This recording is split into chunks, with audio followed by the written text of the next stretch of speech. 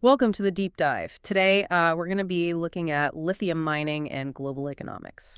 Yeah, and I got to say, after that research you sent over, it's clear that we're talking about way more than just batteries and EVs here. Right, like we're talking about potentially billions of dollars and who ultimately controls a resource that's only going to become more important as we go forward. Absolutely. So you've had a chance to read over this report. El pueblo argentino pierde su litio y tierras raras. The Argentine people lose their lithium and rare earths. What's the main argument they're making? Basically, this report argues that Argentina may be getting a bad deal when it comes to their own lithium reserves. Okay, so tell me more about this. Well, they focus on this recent deal with Rio Tinto, a huge anglo-australian mining company, which bought out Argentina's Arcadium Lithium for $6.7 billion. I mean, that's a lot of money. Right. But this deal gives Rio Tinto control over two of Argentina's biggest lithium projects, the Olros and Phoenix projects. $6.7 billion, two massive lithium projects, but the report says this is bad for Argentina. How so? That's just it. The report claims that $6.7 billion is actually way below market value, meaning Argentina could be losing out on a ton of potential profit.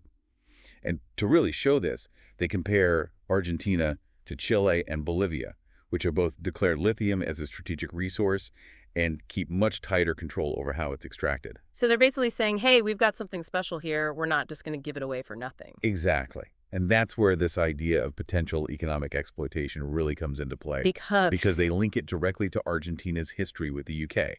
Mhm. This report is suggesting that Javier Milei's administration is too cozy with British interests. They even go so far as to point out the Secretary of Mining's recent trip to London for that mining conference. And, he was joined by several provincial governors. And they're connecting this trip with this Rio Tinto deal. That's their argument. They even compare the Argentine government stance on this lithium deal with their much stronger stance on the Falklands-Malvinas Islands, which, as you know, is a huge point of contention between Argentina and the UK. Right, a territorial dispute that goes all the way back to the 19th century.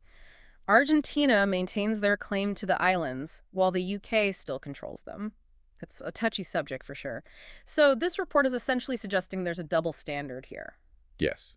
They're suggesting that Argentina is willing to take a hard line against the UK when it comes to national pride, but is far more accommodating when it comes to potentially losing control of these valuable resources. Now, it's important to remember that this report represents one specific perspective, Absolutely, we have to remember that. but it certainly does raise a lot of questions. Yeah, it really does. It's almost like this report is like, hey, Argentina, wake up.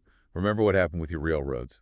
You're saying this feels kind of familiar. Yeah. All right, I'm intrigued. Lay it on me. What's the historical connection here? So back in the early 1900s, British companies, they just poured money into building up Argentina's railroads. Seemed like a good deal, right? Huge infrastructure boom. Progress and development, but there's always a catch with history, isn't there? Yeah, you got it. So these British companies, they use their control over the railroads to basically call the shots on trade. Argentine businesses and workers end up footing the bill. Profits went overseas and Argentina became kind of economically dependent.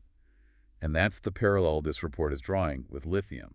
So it's a warning then, right? Don't trade short-term gains for the risk of becoming reliant on foreign powers in the long run. Exactly. And they really hit that point home by comparing Argentina to Chile and Bolivia again. Yeah. Remember how they took a different approach called lithium, a strategic resource, and that gave them more power when they were negotiating with these international companies?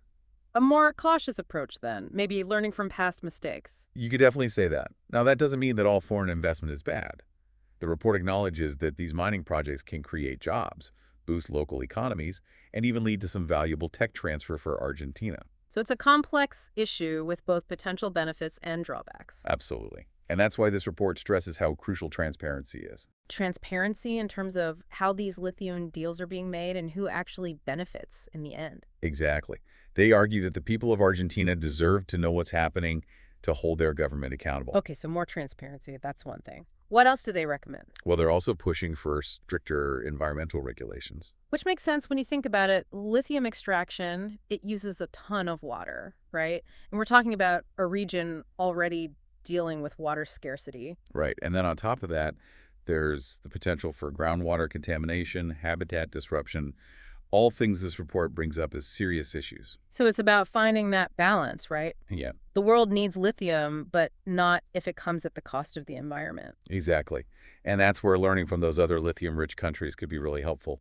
Chile, for example, they've put in place some much stricter environmental rules around lithium mining in recent years, and Bolivia has been exploring ways to make extraction more sustainable. These are all things Argentina could consider. Charting a new path, then, one that benefits both the environment and the people of Argentina. Precisely. Because at the end of the day, it's about using these resources responsibly in a way that benefits the country and its people, both now and in the future. So to recap, more transparency, tougher environmental protections, and maybe taking some cues from Chile and Bolivia on how to best manage this valuable resource. Exactly. Lots to think about there. But now I'm really curious about these specific projects we keep mentioning, Olarise and Phoenix. What's the story with those two? Get ready, because those two projects are fascinating case studies in and of themselves. All right, let's get into it then. Olarise and Phoenix, what makes them so interesting? Well, first off, they're both located in what's known as the Lithium Triangle. The Lithium Triangle. Yeah, it's this crazy mineral-rich region in South America, covers parts of Argentina, Chile, and Bolivia, and it holds the biggest known lithium reserves anywhere on Earth. Wow. Okay, so we are talking massive scale. And the lithium found there, it's not like what we usually picture with mining, is it? No, not at all.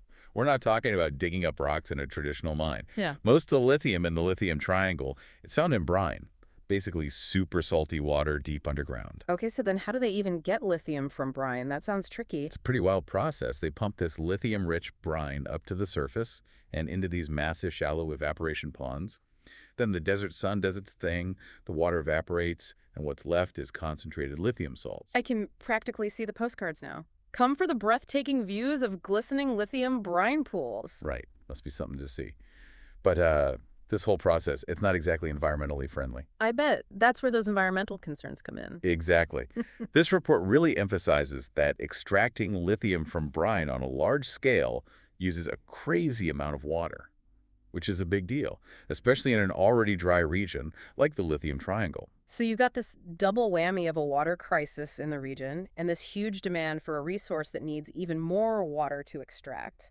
Talk about a tough spot. You got it. And it's not just the water usage either. There's also the risk of contaminating groundwater, disrupting habitats, all serious issues that need to be addressed. So it seems like finding a sustainable way to do this is crucial. Absolutely. Now, despite all that, Olaroz is already one of the biggest lithium mines in the world, and Phoenix isn't far behind. They're both major players in the global lithium market. So Argentina is already a big deal when it comes to lithium, but this deal with Rio Tinto, that's only going to make their influence even bigger, isn't it? That's what this report argues. They believe that these acquisitions they give Rio Tinto, already a mining giant, an even stronger position in Argentina's lithium industry. More power over how these resources are managed too benefits the whole nine yards. Precisely. And it all goes back to that core question the report is raising. Is Argentina really getting a fair deal for their lithium? Or are we going to see history repeat itself with them losing control of a precious resource for some quick cash? A lot to think about there. So for our listeners who might be wondering, okay, this is all very well and good, but what does it actually mean for me? What's the key takeaway you'd like them to leave with? You know, I'd say the biggest takeaway is this. This isn't just about lithium. This is about the whole complicated relationship between countries that have resources, multinational corporations, and the global demand for resources that we need for a greener future. It's a balancing act for sure, and the choices we make today are going to have long-term impacts. We all need to stay informed, ask those tough questions, and demand both transparency and responsible practices. Well said. And on that note, we'll leave everyone with a final thought to ponder.